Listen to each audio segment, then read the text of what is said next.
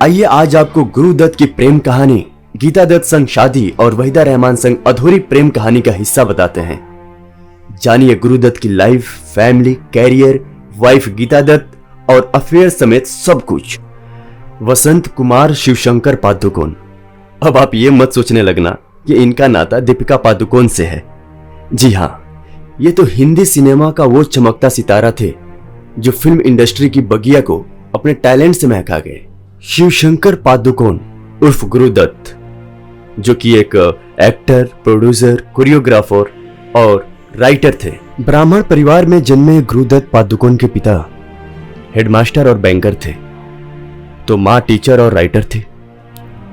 उनका बचपन कोलकाता में बीता और इसी वजह से वो बहुत ही शानदार बंगाली बोलते थे और इस कल्चर से वो बहुत अच्छी तरह से वाकिफ भी थे। सिर्फ 39 साल की उम्र में गुरुदत्त हिंदी सिनेमा की रीढ़ बन गए।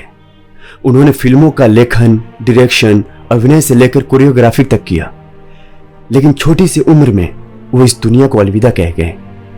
कहते हैं गुरुदत्त ने अपनी जिंदगी में जो चाहा वो हासिल किया, लेकिन निजी जिंदगी में कभी प्यार हासिल नहीं कर पाए।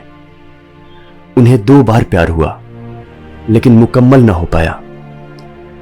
कहा तो यह जाता है कि इसी चलते उनकी जिंदगी तन्हा हो गई थी और उन्होंने मौत को गले लगा लिया। गुरुदत्त का पहला प्यार गीता दत्त थी। एक जमाने में वो बड़ी गायिका हुआ करती थी और हर फिल्मों में उन्हें लेने के लिए डायरेक्टर्स लाइन लगाया करते थे। गीता संग गुरुदत्त की पहली मुलाकात फिल्म बाजी के दौरान हुई थी। इस फिल्म में उन्होंने गाना गाया और साथ साथ गुरुदत्त संग प्यार में पड़ गई। 3 साल दोनों ने एक दूसरे को डेट किया और फिर इस प्यार को शादी में बदल लिया। साल 1953 में गुरुदत्त और गीता ने शादी कर ली और दोनों के 3 बच्चे हुए। शादी के कुछ समय बाद तक तो दोनों के बीच सब कुछ बढ़िया चला और दोनों अपने अपने कैरियर में बढ़िया काम कर रहे थे, लेकिन शादी के 4 साल बाद झगड़े होने शुरू हो गए और ये शादी टूटने के कगार पर आ गई। पति पत्नी और वो का किस्सा भी इस प्रेम कहानी में आता है। जब जब गुरुदत्त के प्यार का जिक्र होता है तो वहीदा रहमान का नाम जरूर लिया जाता है। एक समय था जब दोनों के अफेयर को लेकर बाजार गर्म हुआ करता था। कहा जाता है कि दोनों के नजदीकियों के चलते ही गुरुदत्त और गीता दत्त के बीच खटपट होने शुरू हो गई थी। गुरुदत्त ने वहीदा रहमान को अपनी फिल्म सीआईडी से लॉन्च किया था। दोनों ने साथ में कई फिल्में की और दोनों एक दूसरे के काफी करीब भी आ गए थे, लेकिन कभी एक ना हो सके। वहां एक तरफ गीता दत्त अपने बच्चों के साथ घर छोड़कर चली गई और गुरुदत्त की जिद और बेहद पॉजिटिव होने के चलते वहीदा भी दूर हो गई। कहा जाता है कि गुरुदत्त अपनी निजी जिंदगी में काफी तन्हा हो गए थे। वो शराब की लत में भी डूबने लगे थे। गुरुदत्त की मौत बेहद रहस्यमय स्थिति में हुई।